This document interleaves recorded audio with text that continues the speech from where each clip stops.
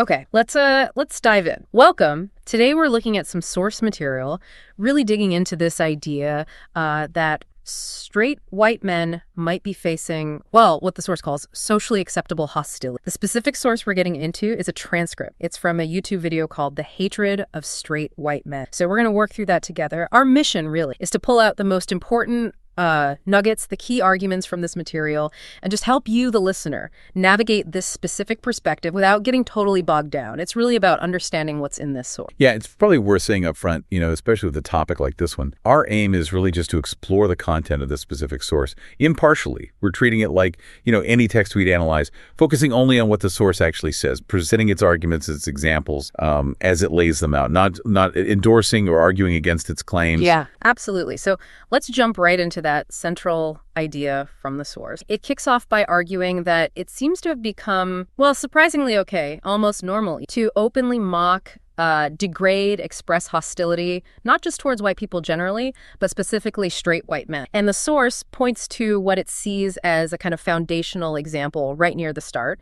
It references a street interview, apparently from around mid-2023. There was a woman asking people, what are straight white men good for? Right. And the key thing the source wants us to take from that is the kind of answer she apparently got. The source basically sums up the vibe as not a lot. Yeah. And it uses this right away as an example of this hostility it perceives. And what's interesting is how the source then takes that kind of, street level thing and says, hey, this isn't just some random internet noise. It claims this kind of hostility is actually expressed openly in really mainstream areas like film, TV, by journalists, even political figures. It frames it as much more widespread. That's the argument, yeah, that these aren't just isolated comments online. They're part of something bigger. Something that seems, from the source's perspective, more accepted in the mainstream. Okay, so let's look at some of those mainstream examples the source uses to, make that. Starting with political commentary, the source picks out specific phrases it sees floating around. Things like white vigilantism, white tears. Mm-hmm. It particularly emphasizes male white tear, and it includes quotes it clearly finds problematic, like, white people, we have always been the problem since the beginning of this fucking country, or calling them colonizers, oppressors. Right. And using terms like white tears, the source presents that as language used to dismiss or mock this group specifically. Mm-hmm. It's showing how the language itself, according to the source's view, reflects this alleged hostility. Got it. Okay. And one specific example the source gets into involves David Hogg. It talks about him being effectively removed from a DNC vice chair role. That was back in mid-2020. Yes, the source explains the situation. Well, as it understands it, a female candidate who didn't get the position reportedly argued the process itself kind of disadvantaged women. And then the source references an interview where Hogg apparently explained his departure was tied to DNC gender parity rules. It even notes the detail that the main chair role doesn't count for that balance, but other roles do. Right, and this is where the source brings in that specific claim it found reported elsewhere, that Hogg was allegedly told he was too straight and too white to meet the DNC's DEI standards. And just to clarify what the source seems to mean by DEI standards there, it's diversity, equity, and inclusion. The source's claim is that these standards were allegedly used in a way that disadvantaged Hogg based on his race and sexual orientation. And the source adds its own comment here that, from his point of view, this kind of reason doesn't sound too shocking. Given what it calls the party's tendency to elevate people based on sex and skin color, that's the source's perspective. Interesting framing. And the source also mentions something related Hogg reportedly said later on in late 2024. What was that about? So according to the source, Hogg apparently said on national TV that he got enormous vitriol from inside the DNC just for suggesting they should, reach out to young men. The source uses this as another example of the kind of climate it's describing, and then points out what it sees as an irony. Which is? Well, the DNC now apparently has this new initiative, Speaking with American Men. And the source reports they're planning to spend something like $20 million on it, even buying ads in video games. The source seems to use this to highlight a kind of perceived gap between maybe internal attitudes and public actions. Okay, let's shift to examples the source uses from other specific politicians. It brings up a clip of Ilhan Omar from 2018, one the source says has been circulating again recently. What's highlighted there?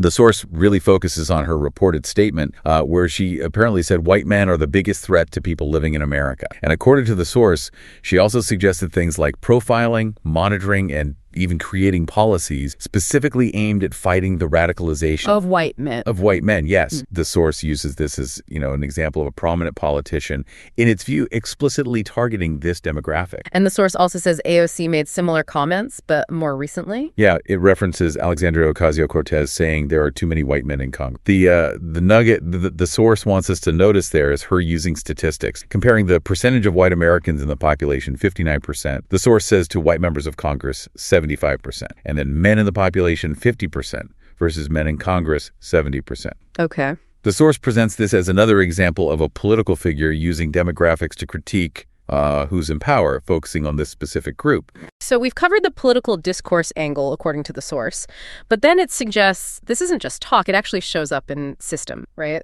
Like in hiring. Let's look at those examples. The source brings up a mid-June 2024 example involving a Disney executive. What did the source report? So according to the source material, this executive reportedly admitted that the company sometimes discriminates against hiring white males. The source includes quotes attributed to her, like, "There's no way we're hiring a white male," suggesting this is sometimes sort of unsaid, sometimes said carefully.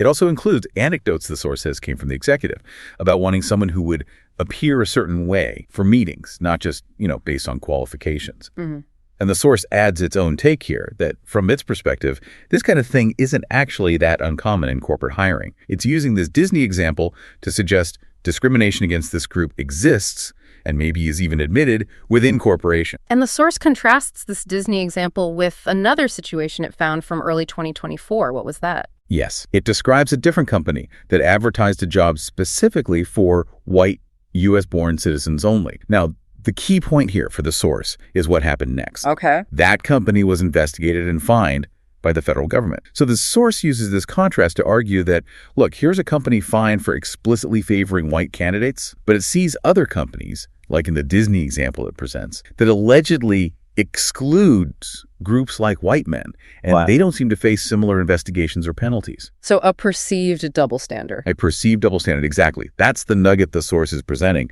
that hostility or exclusion is allegedly treated differently depending on who the target is. The source also goes into the legal system, which feels like a significant area to cover. It talks about an ongoing case that it says has received, quote, virtually no media attention.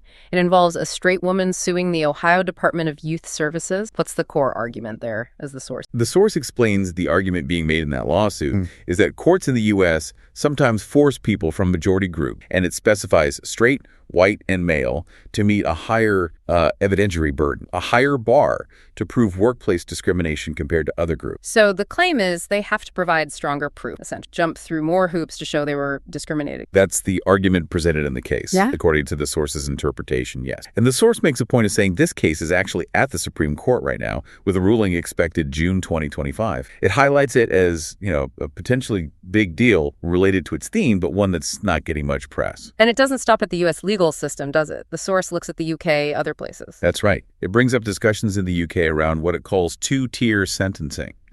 Specifically, it mentions guidance that reportedly asks judges to consult pre-sentence reports that consider things like an offender's ethnic background, cultural differences, even, quote, intergenerational trauma from important historical events. So guidance suggesting judges should factor those things in: cultural background, historical trauma. That's what the source says the guidance suggested.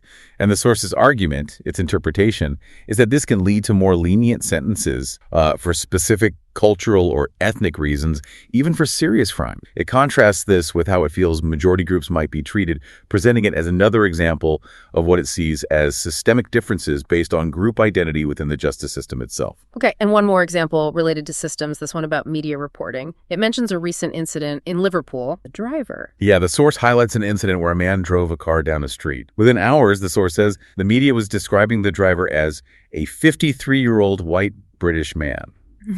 The criticism the source points to here is this idea that ethnicity reporting often gets delayed or maybe even withheld when the suspect isn't white. The source even notes that this alleged pattern has led to UK police admitting sometimes they don't release every suspect's ethnicity. So the source uses this to suggest a kind of media bias, or at least a pattern in reporting that contributes to the overall picture it's painting. Okay, wow. So we've covered quite a range of examples from the source: politics, hiring, the legal system, media. The source also tries to explain why Why does it think this perceived hostility is happening? What's its explanation? Its main argument is basically that it's become socially acceptable, maybe even encouraged, to villainize this specific group, straight white men, because there's little to no fear of any real pushback or penalty for doing it. The source suggests that taking this stance, this critical stance, is actually seen by some as being morally superior. And why? Why would it be seen as morally superior to target this group, according to the source? The source connects it back to a public perception again, as presented in the source that white people, and straight white men in particular, are viewed primarily as, subjugators, colonizers. And because they're seen as this dominant group, the perception, according to the source, is that they can't really experience racism, which in turn makes it seem acceptable to criticize or target them without facing consequences. That really seems central to the source's overall argument. Now, towards the end, the source presents two viewpoints that it itself describes as maybe a bit contradictory. What are those? Yeah, it's interesting. The first one is kind of hopeful. It suggests that everyday people, most normal folks, are actually pretty good at looking past a lot of this social conditioning stuff. Left to their own devices, the source seems to think most people will generally just, get along okay. Okay, bit of optimism. But the second viewpoint. The second one, which the source does say kind of clashes with the first, is much more pessimistic. It argues that actually it doesn't see the situation improving anytime soon. In fact, the source claims that as issues like mass immigration, illegal immigration, as these things proliferate and make people angry in the West, the attacks on straight white men, or white people generally, are likely to get worse. And how does the source connect that specific issue, immigration, back to the hostility towards this group? Is there a direct link made? Yes, the source explicitly argues that this increasing hatred it perceives is directed towards colonizing white people, partly as a way to deflect blame or anger related to those immigration issues, and suggests this whole dynamic will just increase division, increase polarization as people become more racially conscious, that's the source's term, and sort of forced into their own groups. So the source doesn't just see isolated incidents. It paints a picture where this perceived hostility is potentially escalating, tied into these larger societal pressure. Okay, we've really unpacked a lot from this source material, looking at examples from political talk, company hiring, court cases, even how news is reported. All of it building towards the source's main theme, this idea of a socially normalized hostility towards straight white men. And we've touched on the source's explanation for why it thinks this is happening, the perceived lack of consequence, the moral superiority angle, the view of this group as dominant, and also those final, somewhat conflicting thoughts it leaves us with about people getting along versus worsening divisions fueled by other issues. So based on everything we've explored from the specific source today, here's something. Does the perspective laid out in the source with the examples it provided resonate with you at all? Or do you see those examples, those situations, in a completely different... What do you make of the source's overall argument that this particular demographic is facing socially acceptable form of target? Thanks for joining us for this deep dive.